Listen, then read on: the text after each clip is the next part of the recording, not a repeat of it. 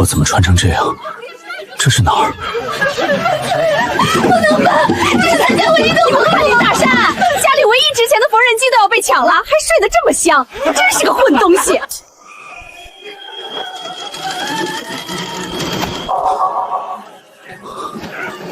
这是1985年。大山，你别在地上躺着了，你快起来说句话呀！机器被搬走，咱们就全完了。秋月，你别指望他了，他这软骨头不敢吱声。就是，真是烂泥扶不上墙。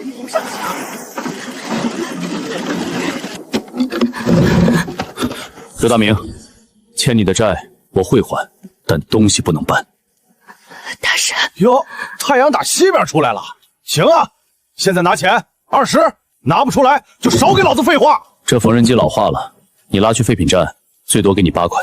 你管我卖多少？这叫抵债。刘大明，你是出来求财的，不是来收破铜烂铁的。给我3天时间，3天后连本带利还你40。少吹牛！你这破家连锅都揭不开，拿什么还？砸了这屋也拿不到钱，要么给我3天，你连本带利拿走40，要么现在动手，大家鱼死网破。看你今天像个爷们儿，信你一回。3天后要是拿不出这40块钱，老子再来。走。3天变40块，就他那样，能赚4块就不错了。大山，咱们上哪儿弄双倍的钱啊？没事，老婆，我以后不会再混下去了，咱们好好过日子。我先去街上找个活干着，能挣一点是一点。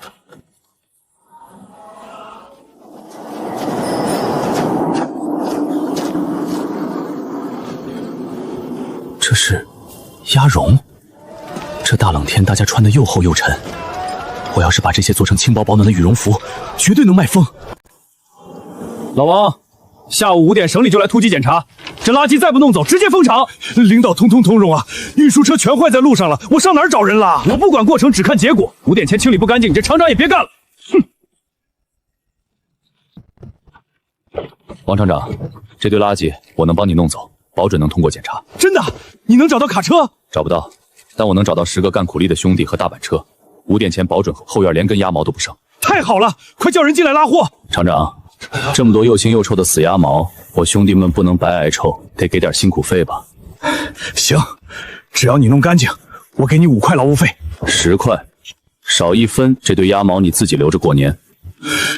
你小子这是趁火打劫啊！10块钱购买10斤上好五花肉了。行，不打扰王厂长了，你在这等卫健局下午来贴白条吧。别，10块就10块，拿钱干活。王厂长爽快，不过我还有个附加条件。你别得寸进尺啊！拿了钱还想干嘛？以后你们厂所有的废鸭毛我全包了，你绝对不能给任何人。我当是什么条件？这臭烘烘的垃圾，谁愿意要谁要，你全拉走，我烧高香。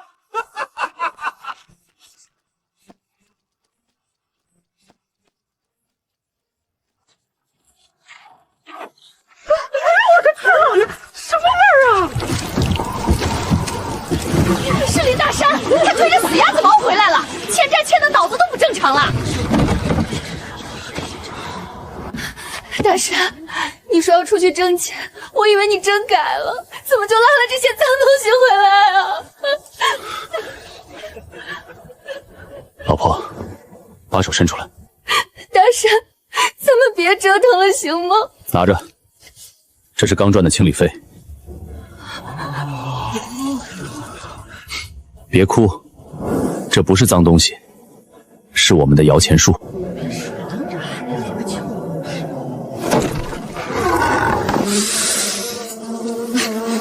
林大山，你院子里呕什么臭水呢？马干事，不是故意的，我们马上收拾。我不管你搞什么，下午4点前把这堆烂毛子给我清走，不然你们就带着东西滚蛋。马干事放心，4个小时内这院子里不会有一丝臭味。你就吹吧，到点我准时带人来检查。再这么臭，你们2口子都给我滚蛋！大山，这可怎么办啊？这鸭毛上全是油和血，用水根本洗不掉啊！冷水当然洗不掉，你加锅生火，我去买东西。哟，大山，大冷天的跑我这儿来买点啥？老李，给我拿5包火碱，1大罐散装洗洁精，再拿2个大铁桶。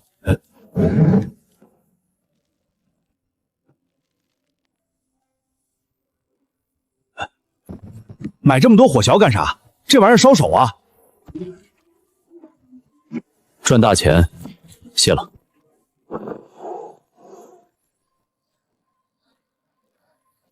买点什么？先交布票。我不要棉被，把那一卷最便宜的防风尼龙布全给我扯下来。大冷天买尼龙布干什么？这玩意儿根本不透气，穿身上冷冰冰的。这你别管，给我全包起来。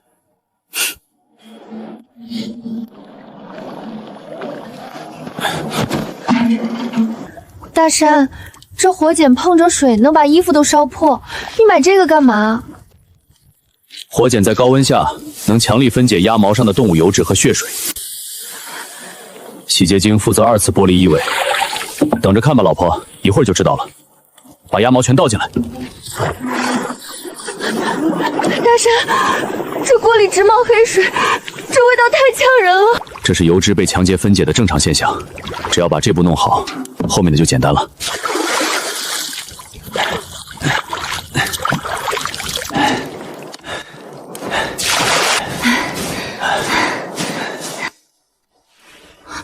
大山，这还是刚才那些臭鸭毛吗？闻闻，还有味道吗？全天下最轻、最保暖的好东西，比新棉花还白，比芦花还软，一点腥味都没了。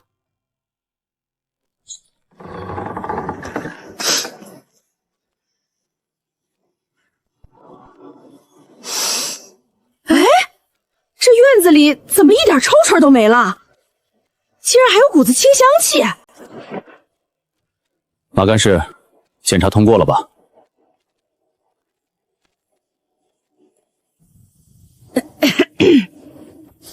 算你手脚麻利，以后注意卫生。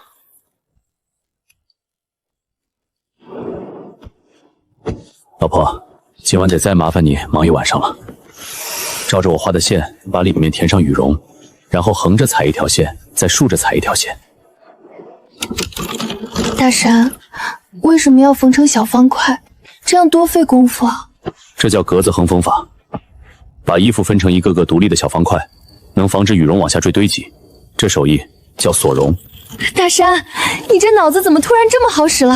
这缝法我10几年都没见过。以后让你大开眼界的东西还多着呢，咱们加把劲儿，明天一早就拿去卖。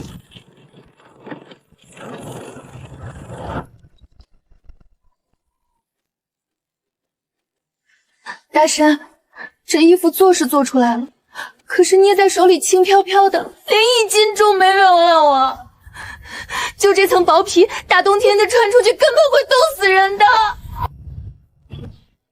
棉花重不代表它暖和，羽绒轻是因为它锁住了最高效的静止空气层，它的保暖程度可胜过10斤重的老棉袄。大山，你别疯，外面可是零下15度，寒风刺骨的，你穿这么单薄出去会冻弄坏的。别担心，冻不坏。属于咱们的好日子才刚刚开始。小伙子，大冷天的你卖这羽衣布做的单挂着，你这是想钱想疯了吧？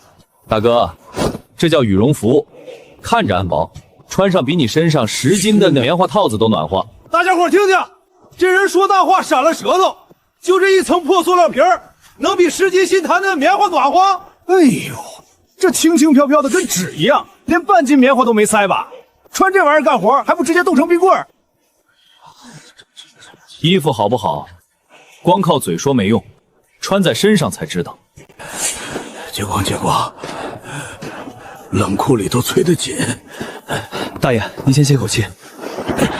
您穿着10几斤的破棉袄扛大包，一出汗背上全结冰，您这老寒腿受得住吗？受不住能咋整？不穿厚点儿，进冷库待10分钟人就直挺了。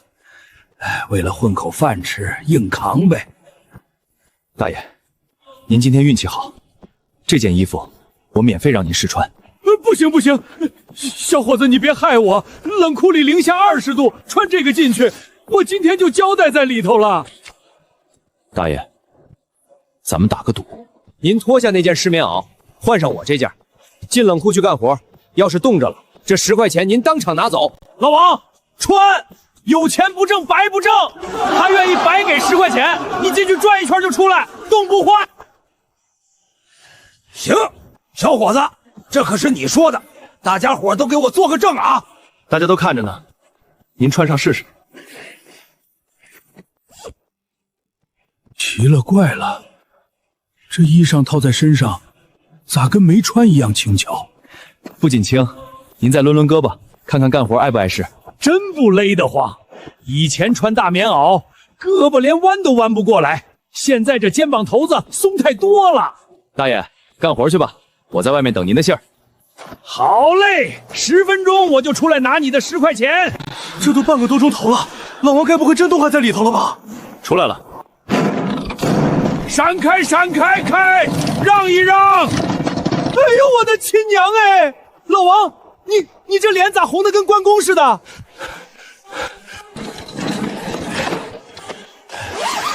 热死我了！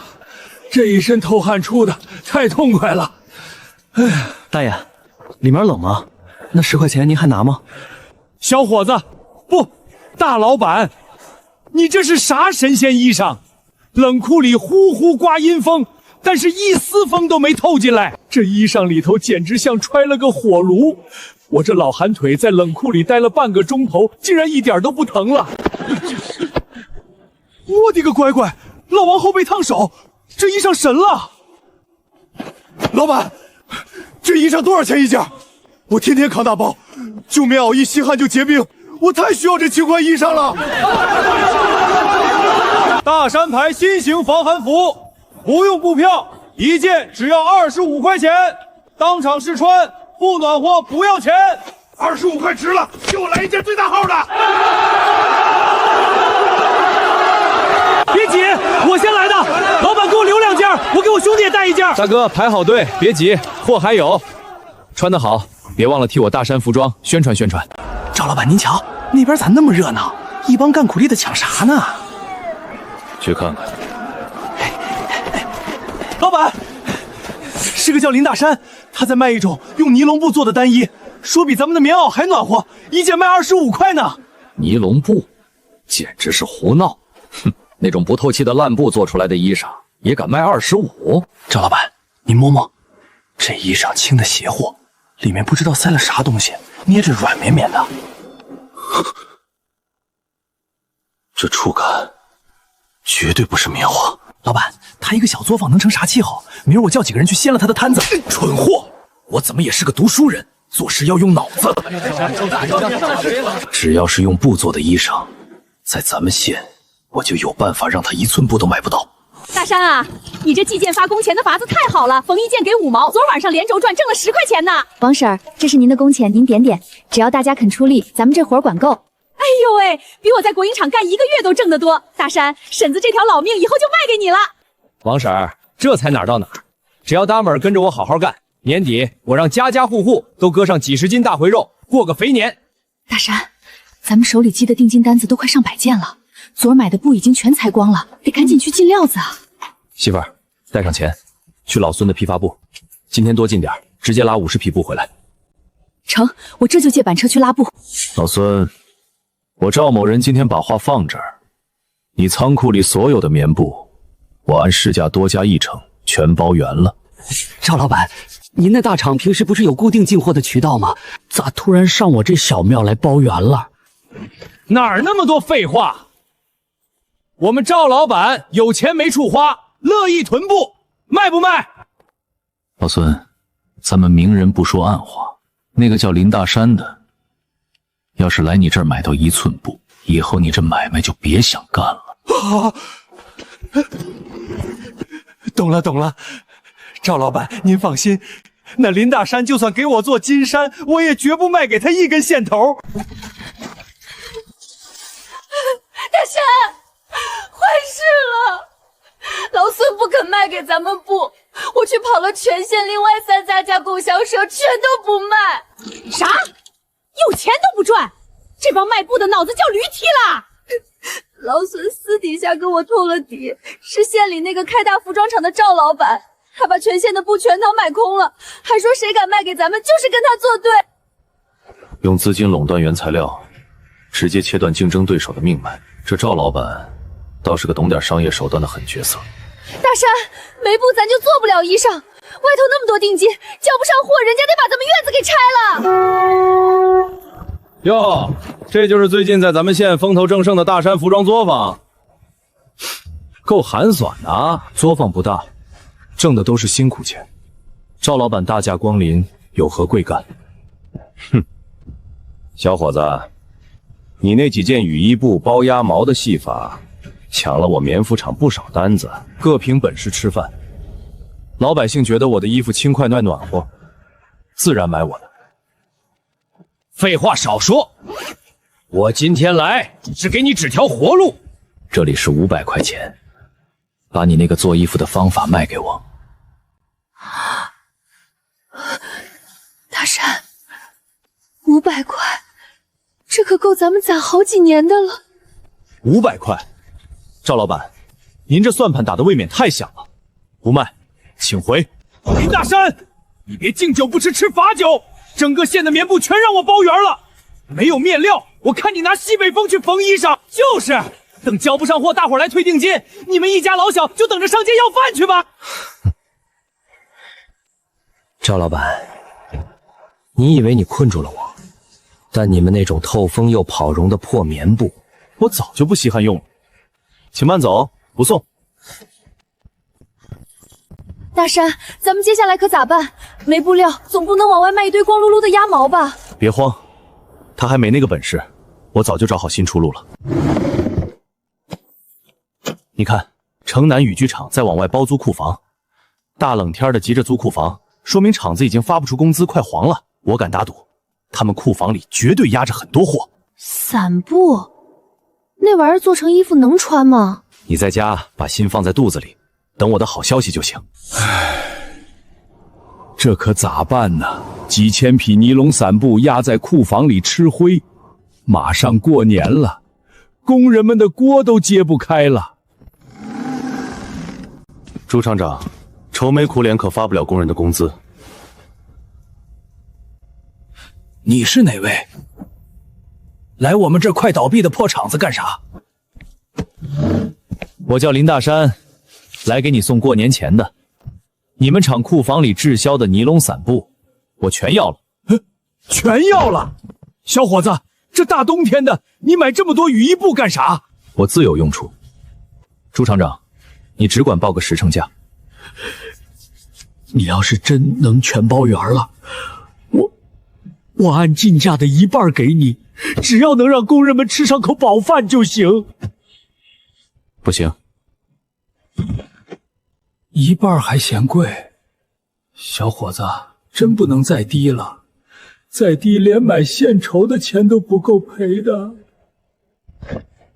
我的意思是，我不压你的价，我按原价全数收购，结清现款。林老板，你这是活菩萨下凡呐！朱厂长，咱们是互利共赢，好材料放错了地方是废品，用对了地方那就是无价的宝贝。叫工人们装车吧。大山，你怎么拉了这么多雨伞布回来？这布做成衣裳套在身上，能把人闷死啊！大山啊，婶子也得说句公道话，咱困难是不假，也不能拿着塑料布糊弄人啊。媳妇儿，王婶儿，做夏天的雨衣它确实闷，但做冬天的防寒服，它可是最好的。咱们的羽绒轻薄细软，普通棉布穿久了钻毛，但这布一根绒都钻不出来，这叫100%防钻绒。更好的是，这大雪天的，冷风灌不进去，雪水打不湿里头，保暖效果比那破棉布强上好几倍。大山，还是你脑子灵光，这布料滑溜溜的，还特别耐脏，绝了！这雨衣布还挺错，做出来的衣裳肯定精神。给我来一件，给我留一件，给我来一件，不要急，都有。赵老板，出邪事儿了！慌什么？林大山那小子的作坊是不是断布关门，收拾铺盖卷滚蛋了？哪儿啊？他买了雨伞布，做出来的衣服不怕水，还不钻风。现在的工人们全疯抢他的衣服，咱们厂的棉袄一件都卖不动了。你说什么？雨衣布？这小子哪来的这种歪门邪道的脑子？老板您看，这衣裳确实防水。这小子不仅没被咱们掐死，反而让他借着新料子起飞了。好你个林大山！你去找几个嘴碎的，就说林大山那衣裳里头塞的全是死鸭子毛，谁穿了谁浑身起烂疮疹子，我看他还怎么把衣服卖出去。大伙千万别买林大山那蓝皮衣服啊，那是拿死鸭子毛塞的。我昨天穿了一天，晚上回家后背全起了水泡烂疮，都去医院挂急诊了。那玩意儿有毒啊！我的妈呀！怪不得那么臭的鸭毛他敢拉回家，原来是黑心钱呐！给我退钱！林大山，你个黑心肝的奸商，赶紧给我退钱！大家别砸门，大山绝对没有用脏鸭毛，那毛我们是用热水洗得干干净净的。秋月，街上都传遍了，说你们家这衣裳不干净，穿了浑身起红疹子发痒。你们两口子想挣钱想疯了吧？少废话！今天不把这25块钱退给我，我就把你们这破院子里的东西全搬空！大伙讲点理行不行？这衣裳我们天天缝，要是脏的能让人起疹子，我们这些做活的还能好端端站在这儿吗？闹吧，闹得越大越好。敢跟我较劲，我让你一口饭都吃不上。老板这招可太绝了！这些老百姓最怕不卫生，只要这风言风语一传，林大山就是跳进黄河也洗不清了。在咱们县，服装行业的规矩是我定的，他不守规矩，就活该关门大吉。街坊们，大雪天的别在风口里站着，谁要退钱，我林大山今天1分不漏全退。算你识相，掏钱！但我林大山做生意讲究干净，今天咱们就当着全县人的面把这事儿掰扯个明明白白。大山，你别逞强了，他们正在气头上，你越说他们越闹啊。王婶儿，麻烦你去借2辆板车，咱们带着大伙儿去百货大楼的广场。各位父老乡亲，有人说大山虎头上用臭水沟里的烂鸭毛做衣裳，今天我就在这个广场上给大家来一场公开检验。你摆2个大水缸干啥？这大冷天你还能变戏法不成？大家看好了，这是我刚从百货大楼买的棉服，大家自己睁眼看。我的亲娘哎！这棉花咋真是发黄发黑的？里头咋还夹着碎布头和灰土啊？这叫再生棉，也就是收来的破烂旧布和碎棉絮打碎了重新塞进去的，不仅不保暖，这才是真正的脏透了。你们看看水里，哎呦，水咋瞬间就浑了？那黑水直冒，棉花底下全是黑泥沙，还沉底了。好大股子发霉的土腥味儿啊！这衣服看着好是照在厂子做的啊！这黑心肝的居然拿这种东西糊弄我们！现在咱们来看看我做的大山羽绒服里面到底装的是什么。我的天爷爷，这绒毛咋跟雪花似的飘在水面上，一点都没沉下去？这水清亮的都能见底，一点臭味都没有啊，连个灰渣子都看不见。有人说这衣服脏，今天我林大山就用实际行动给大家打个保票。大山，你要干什么？那可是泡着鸭毛的凉水啊！大山做的是干干净净的良心买卖。好小子，是个实诚的爷们儿。造谣的真是烂了良心，多干净的白绒啊，比赵大帅那个沉底的烂棉花强了100倍。林老板，刚才退货的是他们没见识，给我来2件，我要穿着去干活。我也不退了，林老板，刚才是我老糊涂听了别人的闲话，这衣服我要了。说，市里运输局要赶在腊月前给500个重卡司机采购过冬的劳保服，过几天就是竞标会。500名司机的过冬大单，这笔单子要是吃下来，利润起码好几万，咱们厂今年的亏空就全部齐了。运输局看中的是价格，林大山那小作坊产能根本跟不上，这块肥肉肯定是咱们的。哼，鸭毛是吧？林大山能做，我也能做。通知厂里的采购科，立刻去乡下给我大量收生鸭毛。媳妇儿，先停一停。听说市运输局要买500件棉衣，这单子咱们得拿下。先按我说的改版型。大山，这版型看着咋这么怪啊？这衣服下摆咋这么短？那大冷天的，腰眼子不得往里灌风啊？这叫工装夹克。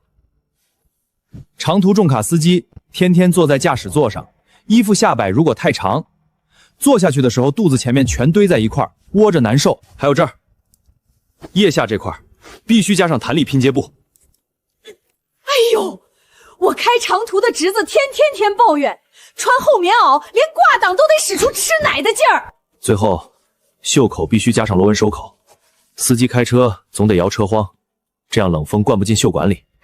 大山，你这哪是在做衣裳，是设计衣裳呢？这500件的大单，我吃定了。老板，去乡下收的生鸭毛拉回来了，就是这上头带着血水和鸭子油，实在太腥气了。废什么话！喷点香水压一压，再包进布里，谁闻得到？老板，可这连鸭屎都在上头粘着呢。你是不是傻？洗洗不就行了？这也要我教？但这硬毛梗跟钢针似的，全扎破不免露出来了。哼，开大卡车的糙汉子，皮糙肉厚，扎2下能死啊？都给我听好了，给我照着那个林大山卖的衣服样子，连夜给我赶制一批出来。500件过冬防寒服是要发给跑东北重工业基地的长途司机的。那边的天滴水成冰，衣服必须得厚实保暖，活动也得利索。大山服装作坊，还有咱们县最大的赵氏私营服装厂。两位，把你们准备的样衣和报价都拿出来吧。张局长，您先看我们大厂出产的新款防寒大衣，我们用了最新的保暖材料鸭毛，外面包的可是透气的棉布，绝对扎实。这衣服摸着倒是不重，但这报价……张局长，为了支持咱们运输局的兄弟，我老赵今天大书写，这件鸭毛大衣，我给局里的一口价，15块钱一件。15块？老赵，你确定？这价格可比往年买厚棉袄还便宜了一大截啊！我们是大厂，原材料拿的便宜，就是图个薄利多销。500件，我保证3天内给您送到大院里。林老板，这段时间你的尼龙衣服在市场上很火，你的报价是多少？张局长，大山牌定制版长途司机专用羽绒服，一口价30块钱一件。30块？林大山，你那破羽衣布包点鸭毛敢卖30？你想钱想疯了吧？林老板，你这价格确实太高了，运输局预算有限。我看老赵这衣服虽然摸着粗糙了点，但15块钱的价格确实很有诚意。张局长，1分钱1分货。哼，果然，为了省成本，没用防钻绒的布，连脱脂清洗这步都省了。生鸭毛的油脂和血水味全被捂在里面了，只要温度一上来，你乱摸什么？比不过价格就想搞破坏啊！局长，衣服好不好放在桌上是看不出来的。咱们司机兄弟天天要在暖气十足的驾驶室里待着。既然赵老板对自己的衣服这么有信心，我提议，请局长把这间会议室的暖气烧到最大，让外面等候的10几位司机师傅进来，让他们分别穿上咱们2家的衣服，在这暖气房里坐上半个小时。谁的衣服能让司机师傅们满意，这大单就归谁。赵老板，感谢。有什么不敢的？我大厂出来的货还怕试穿？是就是。好，日渐出真值，把锅炉房的暖气阀门给我开到最大，叫车队的师傅们进来试衣服。局长，这衣裳确实比往年的大棉袄轻省点，就是这布面摸着有些拉手。李队长，这可是纯棉布，耐磨耐造，才15块钱一件，您就踏实穿着吧。哎，这屋里是死老鼠烂在地板底下了吗？咋突然一股子腥臭味儿？不对劲儿，这味儿是从我身上飘出来的，跟那夏天沤了10天的死鱼一样，臭死个人。老赵，你这衣服里到底塞的啥玩意儿？咋这么大的山腥味儿？不可能啊，这都是鸭子毛啊！我明明让工人放了香皂进去的。鸭子毛是长在活群身上的，根部带有天然的动物油脂和皮下血水，没有经过强健的高温化学脱菊反应，你放再多香皂也盖不臭味。赵老板，你为了把成本压到15块钱，连洗毛这道最重要的工序都给省了吧？现在暖气一烤，血水和油脂直接发酵了。你胡说八道！我们大厂的工艺哪轮得到你来教训？哎呦我操！啥玩意咬我？这衣服里头藏了针吗？不行了不行了，扎死我了！我脖子上全被划出红道子了！老赵，你给我解释清楚，这衣服到底怎么回事？李队长，别脱啊！这可能是新布料有点硬。自己睁开你的狗眼看看，这叫布料硬。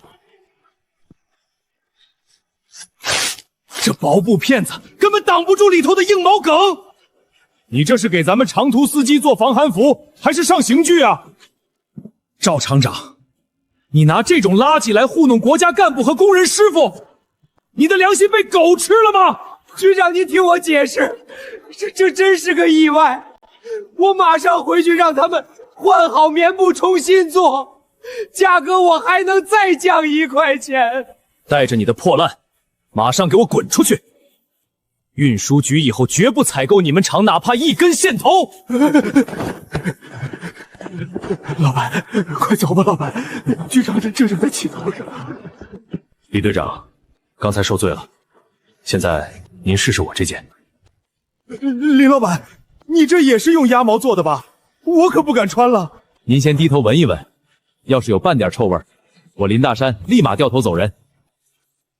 哎，这不仅没臭味儿，咋还有股子淡淡的肥皂香呢？刚才赵老板用的是生毛，我这是经过化学脱皮洗净的纯白羽绒，里面我还加了一层高密度防钻绒的内胆，您看看扎不扎人？哟呵，这衣裳滑溜溜的，穿在身上软和的很，一点都不扎。老李，你坐到椅子上，模拟一下平时挂档打方向盘的动作，看看衣服下摆窝不窝心。局长，这衣服绝了，肚子这块一点都不堆着。还有这胳肢窝，我这胳膊怎么抡抡都扯不着后背，太得劲儿了。局长，你看，林老板这衣服袖口还带收紧的，咱开大车摇下窗户，风都灌不进袖子里头。老李，在这暖气房里待了这么半天，捂汗吗？透不透气？局长，热肯定是热的，毕竟里头跟生了火炉一样，但这外头的羽衣布挡风，里头的料子居然不闷汗，这是我这辈子穿过最舒坦的干活衣裳。林老板，我现在明白了，30块钱买这件衣服，我们运输局赚大了。张局长，还是那句话，1分钱1分货，我们挣的是技术创新的钱，不是偷工减料的黑心钱。不废话了，500件过冬防寒服全是你们大山服装厂的单子，我这就签字。太好了！今年跑东北线，兄弟们再也不用受冻遭罪了。局长，这字您不能签，您千万别被他忽悠了。老赵，你还有脸回来？保安呢？局长，我的衣服是翻车了，可他林明山就是个在破院子里踩缝纫机的。500件大衣啊，局长，他那几台破缝纫机，全家老小没日没夜的踩，一天撑死做30件。您别忘了，东北那边的工程催得紧，大后天车队就必须发车。3天时间交出500件羽绒服，他就是在吹牛皮。到时候交不出货，耽误了国家重要的运输调度任务。局长，这个责任他担得起，您担得起吗？林老板，老赵虽然办事不地道，但他这话说到了点子上。大后天早上8点，车队必须准时出发。500件衣服，3天，你能如期交付吗？局长，借您的笔一用。林老板，你想干什么？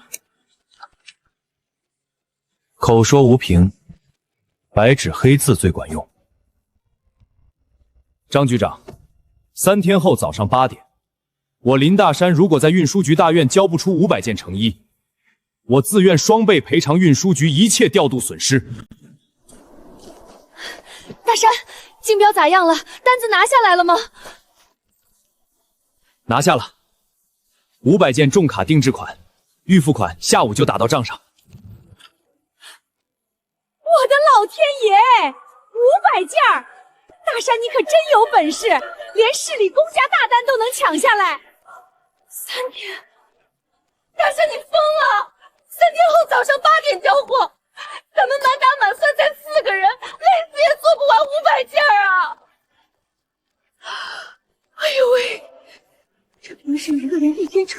做2件衣裳，3天干500件，咱们这是接了个催命符啊！3人从头做到尾的老裁缝模式，就算是神仙也做不完。所以今天咱们要彻底改换门庭。咋改啊，大山？这要是交不上货，可是要赔双倍的违约金。媳妇儿，相信我。王婶儿，麻烦你去趟街道，把胡同里闲着的下岗女工全给我叫来，我要大批量招工。大山，叫来有啥用啊？他们里头大半都不会踩缝纫机，连针线活都干不利索。不需要他们会踩缝纫机，我要把做衣服这个复杂的活彻底拆成4个最简单的工序。第一组在这儿，手里只拿剪刀，什么都不干，专门照着图纸裁剪尼龙布，这叫裁剪岗。第二组守着大锅，专门用消碱和洗洁精洗鸭毛烘干，这叫脱脂岗。第三组就负责把烘干的羽绒按分量塞进衣服格子里，捏紧口子递给下一个人，这叫充绒岗。第4组坐在缝纫机前，不用管裁布，也不用管塞毛，拿到布料只管埋头踩直线缝合，这叫缝纫岗。大山，这叫啥法子？衣服还能这么被大卸八块的做？这叫流水线作业法，每个人只重复干一个最简单的动作，不用动脑子，看10分钟就能熟练上岗，效率能比你们以前翻10倍不止。林老板，听王婶说你这儿急招人干活，连不会缝纫机的都要，这工钱咋算啊？各位大姐，从今天起，咱们按流水线计件发工钱，多劳多得，上不封顶。只要咱们齐心协力，3天内干完这500件大单，我林大山当场给每人额外发10块钱的过节费。我的亲娘哎，10块的额外过节费，这抵得上俺们以前1个月的工资了。大伙儿还愣着干啥？为了这10块钱奖金，拼了！皮毛的去后院，拿剪刀的坐左边，大伙儿动起来，机器24小时不许停歇。大山，第1天过去了，咱们竟然出了150件成屋。这叫科学的生产力。大家动作越来越熟练了，第2天的速度还会呈几何级指数往上翻。去，给大家伙儿把肉包子和热肉汤端上去，绝不能亏了大家的肚子。大山，这500件全部打包完工了，咱们做到了。哎呦，累死我这把老骨头了。不过看着这些货，心里头真叫一个痛快。大家辛苦了，这是工钱和10块钱奖金，一会儿给大家1分不少的发下去。谢谢大山老板，下回有活我还来。林老板，坏了，出天大的事儿了！老赵，怎么回事？我雇你的大货车呢？怎么没开进来装货？开不进来了，外头突然下起了10年难遇的特大暴雪，出城去市里的那条唯一省道被其他土更深的积雪死封住了。啥？大雪封路了？那咱们这500件货咋运到运输局大院去啊？去不了，我的大货车轮胎在雪地里直打滑，连防滑链都断了，胡同口都开不出去。爷爷啊，咱们辛辛苦苦熬了3个通宵赶出来的货，难道要砸在手心了？没戏了，现在离交货剩不到8个小时，别说火车，就是牛车也拉不过去。姓赵的，这老天爷还真是瞎了眼在帮你续命啊！大山，咱们认命吧。认命？我林大山的字典里从来没有这2个字。汽车走不了，咱们就想别的办法，就算是爬，我也要把这500件衣服按时送到局长面前。大雪封了汽车的路，但封不住咱们人的腿。小五，林哥，我在，你说咋办？去，带人去把街坊邻居家里带大梁的28大杠自行车全给我借来，凑够50辆。大山，你疯了！外面零下20度，积雪骑大腿精神，你让自行车驮货，这20公里走到市里，人都会冻死在半道上的。冻不死，有咱们自己亲手做的这批衣裳，别说零下20度，就是冰山咱们也能躺过去。小五，去胡同里喊人，只要是年轻力壮的小伙子，今晚跟我组成风雪车队送货的，一人发1件崭新的羽绒服，再加50块钱跑腿费。50块？林哥，你等着，我这就去叫兄弟们。兄弟们，把这500件货分成10件一捆，死死绑在自行车后座和大梁上。林哥，这雪太大了，轮子根本转不动啊！轮子转不动，就用肩膀扛，用手推。咱们送的不是货，是咱们大山服装厂的命脉和信用。出发！林哥，邪门了！这外头风刮的邪乎，可我身上居然直冒汗。咱们这衣服外壳是高密度防风仪笼，里头是锁温脱脂羽绒，只要你动起来，热气就全憋在里头，绝对冻不着。太痛快了，兄弟们，这衣裳神了！咱们一鼓作气，推到市里去！推到市里去，拼了！差5分8点了，老李，这罕见的暴雪把路都封死了，林岐山就算是长了翅膀，也飞不过来了。局长，这不能怪林老板呀，这老天爷不赏脸，连咱局里的重卡都开不出去，他一个小作坊能有啥办法？没办法，我们这边也得准时发车，准备让人去赵老板那儿调几百件厚棉袄，先凑合着吧。局长，您听，啥动静？大山服装厂风雪车队准时送达。张局长，大山服装厂500件重卡定制羽绒服，1件不少，准时交货。林老板，你们是推着自行车从县里走过来的？大雪封路，汽车走不通，我就用2条腿走。信誉大过天，我林云山签了字的合同，老天爷也拦不住。我的娘哎！小伙子，你们推着车走了1宿，身上就穿这么一件单薄的衣裳，没冻坏吧？李队长，林哥设计的这衣裳神了，防风锁温，我们一路上汗流浃背，一点都没觉得冷。好一个信誉大过天，好一件神仙保命衣。林老板，你这金字招牌在我们运输局算是彻底立住了。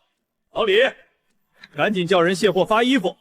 另外，通知财务科，今天就把大山服装厂的尾款全部结清。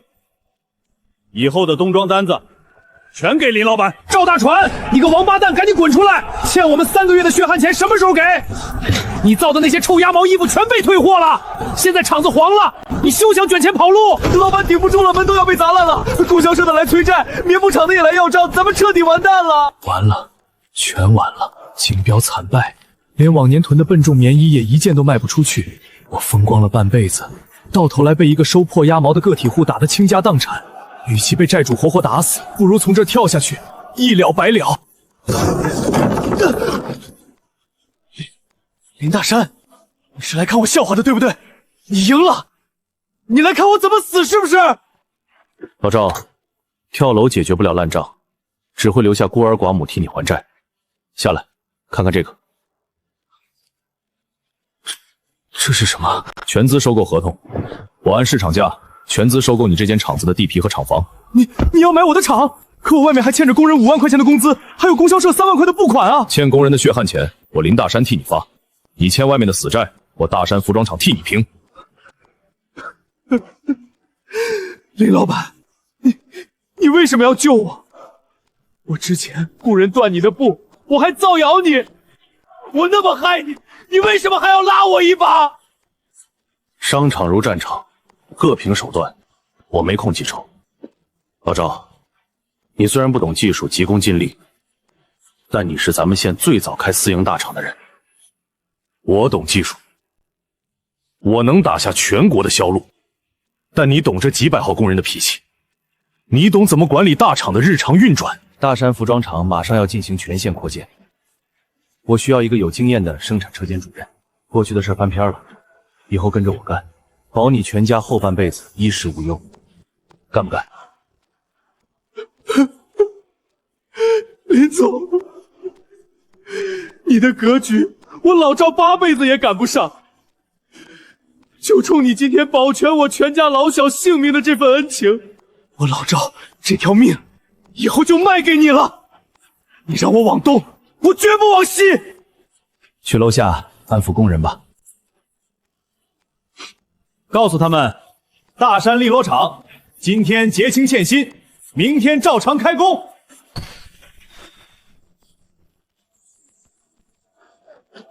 恭喜林总大业落成，咱们长途车队以后只认大山牌。感谢林总保住了咱们这几百口人的饭碗，以后大伙儿跟着林总往死里干！都给我听好了，现在的厂子叫大山服装厂，全线换用林总教的流水线作业法。谁要是敢在脱脂局上偷懒少洗一次，老子第一个开除他。赵主任，您就放心吧，有您盯着，加上林总的计件奖金，大伙儿这缝纫机踩的都能冒出火星子来。大山，账目理清了，咱们这套流水线一开，周边的乡镇养殖场全被咱们带动了，鸭毛供不应求，还有省城布料厂的长期供货合同也签下来了。做得好，这只是一条带领老百姓共同致富的现代产业链的雏形。林总，1个月前我还在算计怎么断你的步，做梦也没想到今天我会站在这儿，心甘情愿地替你管着这几百号人。您这以德报怨的格局，我是彻底服了。老赵，80年代的上海遍地都是黄金，只要咱们手握过硬的技术，守住实打实的信誉，咱们大山服装货车终将把那件薄薄的羽绒服送到全国13亿人的衣柜里去。